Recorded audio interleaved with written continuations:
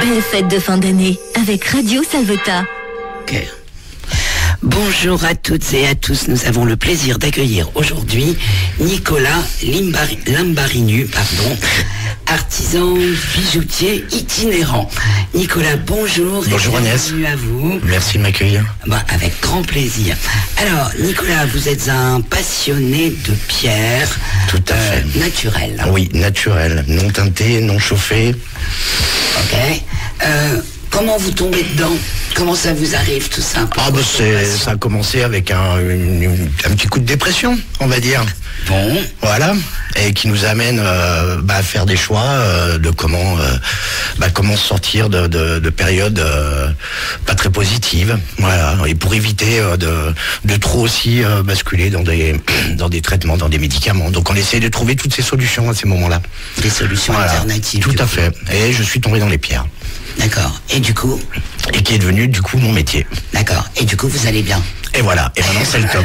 Elle m'accompagne. Ouais. Dans la vie de tous les jours. Ok. Lorsque j'ai dit que vous êtes bijoutier, alors artisan, bijoutier. Créateur, voilà. Créateur, voilà. En fait, c'était le terme que je cherchais. Et avec moi, c'est surtout, ça va être surtout les personnes qui viennent me voir qui vont être créateurs. Parce que je propose du coup les pierres à l'unité. Ouais.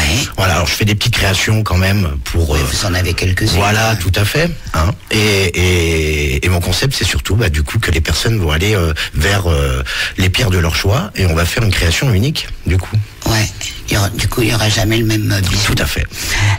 Alors, comment se dirigent justement les gens vers ces pierres? Est-ce que c'est juste une histoire de couleur? Parce que ça... On est en relation totale avec la pierre. La pierre doit correspondre à la personne, j'imagine. Ouais. Et pas uniquement sur la couleur. Eh ben, on va quand même se baser sur la couleur. Ouais, c'est vrai qu'en psychologie, quand même, la couleur est très importante. On peut soigner aussi avec la couleur, hein, tout simplement. Et il faut laisser l'inconscient. Voilà, il faut aller vers les pierres qui nous attirent. Et on va aller voir les messages qu'elles nous amènent, tout simplement. Alors, justement, est-ce que chaque pierre a une signification? C'est beaucoup d'études, parce qu'en fait, il faut bien apprendre tout ça. Alors, il faut apprendre, on apprend principalement, c'est sur le tas aussi. Et puis, je pense que pour chaque thérapeute ou chaque personne dans sa spiritualité, ça vient de son vécu. Ok. Voilà, donc c'est sur le tas qu'on va principalement apprendre, et puis après on va sur notre chemin rencontrer aussi des personnes qui vont nous apprendre un peu plus en détail. Donc avec les pierres, on a plusieurs choix. On a effectivement la lithothérapie. Alors on en parlait tout à l'heure, oui, voilà. Hors micro. Alors qu'est-ce que la lithothérapie d'ailleurs? Alors c'est soigner avec les pierres. Voilà. Okay. Donc comme je disais, moi, je te disais que je le ferai uniquement sur le plan mental.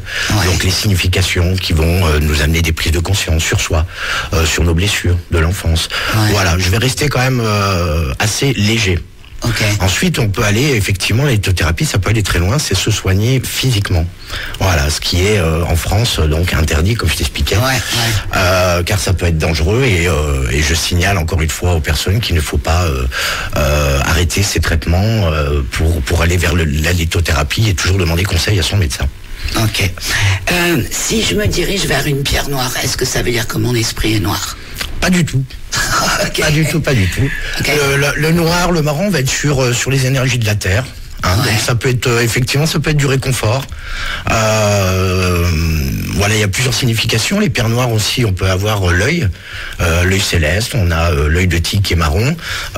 Ça va être des effets miroirs un petit peu. Tout ce qui est œil, c'est des pierres effets miroirs. Donc c'est apprendre du monde extérieur, mais c'est aussi apprendre le monde intérieur. C'est s'apprendre soi-même. Okay. Aussi. Qu'est-ce qu'on peut faire pour se soigner? Allez, on dit je vais pas bien, j'ai un gros chagrin d'amour.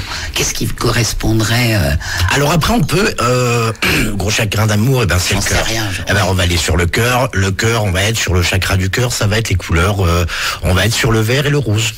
Donc on peut aller sur de l'amazonite et de la rhodonite ou de la rhodochrosite. Oh là, voilà. Des noms déjà un peu bien scientifiques qui me dépassent.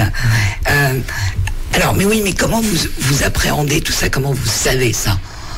Je laisse aller la personne vers les pierres. Et vraiment, véritablement, plus je rencontre de personnes et plus le résultat est là. C'est vraiment incroyable. C'est vraiment incroyable. Je laisse choisir les pierres. Et après, je raconte la petite histoire que les pierres me chuchotent. Ouais.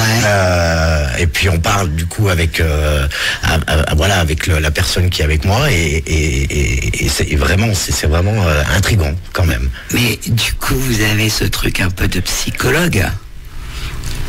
Les gens se confient à vous. Vous savez, on a tous un fond psychologue. Il suffit de laisser l'inconscient. Donc oui, donc je te disais, voilà, faut laisser l'inconscient et le mien aussi. Voilà, tout simplement, on est inconscient. Notre vie, notre vécu est marqué sur notre corps, sur notre visage, sur notre manière de parler. Les mots sont importants qu'on emploie. Ouais. Donc l'écoute, beaucoup d'écoute. Voilà. C'est beaucoup d'écoute, de regarder la gestuelle, comment les personnes se comportent tout simplement et les inconscients se connectent tout simplement. On a rien à faire et ça parle beaucoup déjà. Je vais passer complètement à autre chose. Ça veut dire quoi, l'Imbarinu? L'Imbarinu, c'est votre nom. C'est la montagne de ma famille. La Sardaigne. Oui, tout à fait. C'est déjà la pierre, du coup. Oui, déjà, oui. Le mont Limbar. Ouais, tout à fait, ouais. Donc c'est pas un hasard, peut-être. Peut-être. C'est vrai que c'est très chargé. La Sardaigne est très, très, très chargée en archéologie. Ouais. Quand j'y vais, c'est du pur bonheur. C'est de la magie même, parce que c'est beaucoup. Ouais. C'est beaucoup d'archéologie, beaucoup de beaucoup de trésors qui sont à ciel ouvert. Voilà, qui ne sont pas surveillés parce qu'il y en a tellement. Ça oui, tout à fait.